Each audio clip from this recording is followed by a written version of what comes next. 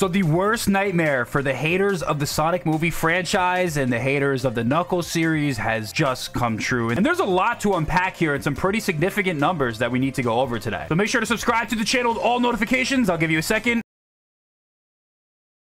And let's talk about the crazy news for the Sonic movie franchise. So you may or may not know this, but at least amongst the Sonic fan base, there's a huge divide or huge split over the Knuckles TV show. So I made a video about what fans on Twitter were saying prior to the show's release, and there was a huge split over the direction and tone of the show, as well as how much Knuckles actually appears in it. Without reading every single opinion and dissecting the entire problem, fans did not like that the show didn't feature Knuckles that much. They didn't like the childish tone and humor of the show, and some people were even saying it was the worst piece of Sonic media ever. If you're not on Twitter, you're lucky, but that's just some of the sentiment I was reading from the fan base. Now, again, you all know what type of website Twitter is. We don't got to get too much into it, but here we go. Paramount Plus just tweeted this out. Hashtag Knuckles isn't holding back any punches. It is the #1 original series debut on Paramount Plus and has the most hours streamed globally for 3 days. But the quote retweets are coming in. This show sucks. Make a better show. Thank you. This person says yawn. No, it's not. Quit lying. This show is a disappointment in my opinion. I really want to like it, but couldn't get past 3. We got more tweets that say so many people watch this trash. I can't. I hate y'all so much, not gonna lie. And this person says Wade Whipple. You guys get it. But it gets even crazier. If you look at this tweet right here from Sonic Stadium, it says breaking. Knuckles has set an opening weekend record for a Paramount Plus series, which amassed 4 million viewing hours worldwide in the first 3 days. This amounts to 1.42 million complete viewings for the series, and this led to increased viewership for other Sonic series on Paramount Plus. For those of you wondering what that number is, global viewership was up 278% of the daily average for the other Sonic projects. To put this into perspective, this means that Knuckles beat the likes of Star Trek, Picard,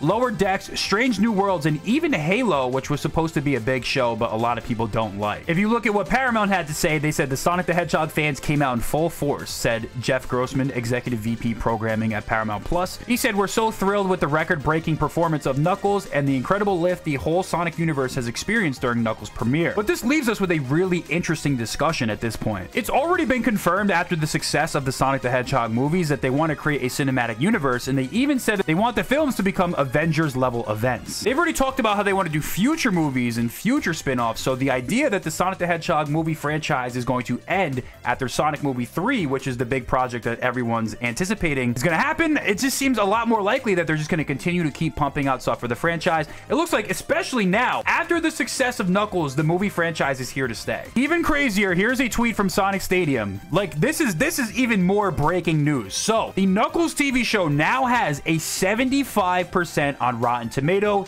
which gives it a certified fresh rating. This show is 10 points higher than the first Sonic movie and a couple of points higher than Sonic Movie 2. So now Knuckles is almost deemed as the standard and the widest measure of success for the Sonic franchise. And now cue in the Sonic fans. This person says, "We're so cooked." This person says, "It bugs me that the producers will probably look at this and go, oh, so this is fine for the Knuckles show to be a Wade show and do more stuff like this." Now the discussion is setting in. Here's a good tweet that kind of encapsulates it. It says, "I'm glad the Sonic universe is big for Paramount. I'm just hoping that the success of Knuckles means, oh boy, we get to do more Sonic stuff instead of, oh boy, we get to do more human stuff with Sonic as guest characters. That's cool, but make future shows actually about the Sonic characters next time." As you guys know, a big issue that everyone had with the show, especially within the Sonic fan base, is that it really is the Wade Whipple show. Even as someone, I personally enjoyed the show. I had a fun time with it. I'm not doom and gloom about it, but at the end of the day, it definitely was more of a Wade show than a Knuckles show. At times, it feels like there's a missed opportunity to explore some more lore that could have given us a more Sonic-type story. You think about how, like, the whole Knuckles fighting Iblis backstory, like, they just put this as Wade wearing a Knuckles costume instead of animating it or making it an actual CGI scene. So you can see why some fans were upset, and I do think there was a missed opportunity to go a little bit deeper with Knuckles' character and go a little bit more further with his arc, where I feel like Wade got a fully fleshed out arc, but Knuckles, who was looking to find a home on Earth, just, you know, at the end of the show likes Earth. So people are concerned, especially with the idea that they're going to continue the movie universe. Like, are they going to take all the wrong lessons from the Knuckles TV show? Are future projects within the Sonic cinematic universe, are there going to be shows where Wade Whipple is the star of the show and Knuckles is only in the show for like 40% of the screen time? That is a legitimate concern that people have. One of the crazier things is also that the show is now the highest rated project in the Sonic Cinematic Universe as well. For now, listen, there's also some context that people have to take, and we need to pump the brakes just a little bit. The Sonic movies got a lot more critic ratings than the Knuckles show. There's a lot more room for error. If Knuckles got 100 more reviews, would it still stay at a 75? Who knows? It's also important to remember that Jeff Fowler actually directed the first 2 Sonic movies, and he directed the first episode of the Knuckles TV show. Ironically enough, a lot of people found the first episode in the series to be the most enjoyable one, so the director of the movie can clearly cook. The 2 writers for the Sonic movie universe, who also, by the way, did not work on the Knuckles TV show, also talked about Shadow's character. They said he's a match for Sonic, but with such different personality, and unlike Knuckles, who's sort of misled, Shadow is driven by anger and revenge. I almost feel like Sonic, when he encounters Shadow, he's like, well, I'll teach him the power of friendship like with Knuckles, bada bing, bada boom, but that's not going to work on Shadow, you know? Sonic's never had to deal with someone as emotionally damaged as Shadow. They've also casted a Maria Robotnik for Sonic Movie 3, so it's clear to say that they're going to adapt some of the darker tones of SA2. They also said the Sonic Movie 3 is going to take a lot of inspiration from SA2, which is one of the darker stories in the franchise. So I have nothing but confidence for Sonic Movie 3. So is the fan base correct to have these concerns? I don't think so. I have confidence in Paramount, especially with like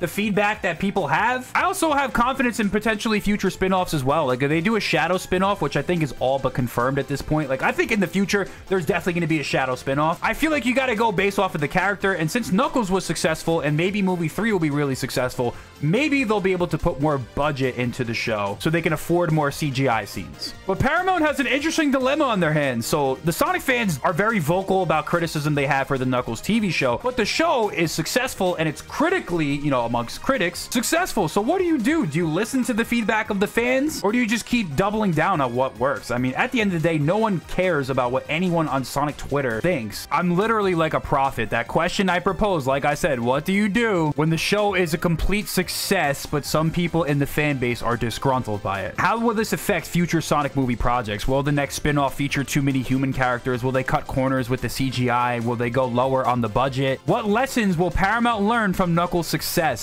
Will they do a combination of both? Maybe take the feedback from the fans while also incorporating their own vision, because at the end of the day, they are professional movie writers. And there's a lot that goes into a movie from all angles. You have this sentiment growing from the fan base that they want more Sonic characters in the Sonic movie. This tweet says, I can't believe anyone would want a Sonic movie to actually feature Sonic characters. Who would want any female Sonic characters in these films? They can easily be replaced by some one-note human OC. They are the main priority of the franchise. This is obviously sarcasm. People want the other characters, at least in the Sonic fan base. If the show does well without doing all that stuff, then what will Paramount's strategy be going forward? They have a huge dilemma on their hands, and there's definitely a lot to look forward to, and I'm excited to see how this question will play out. If you hate the Sonic movie franchise, this is probably bad news for you, but let me know what you guys think about all this down below.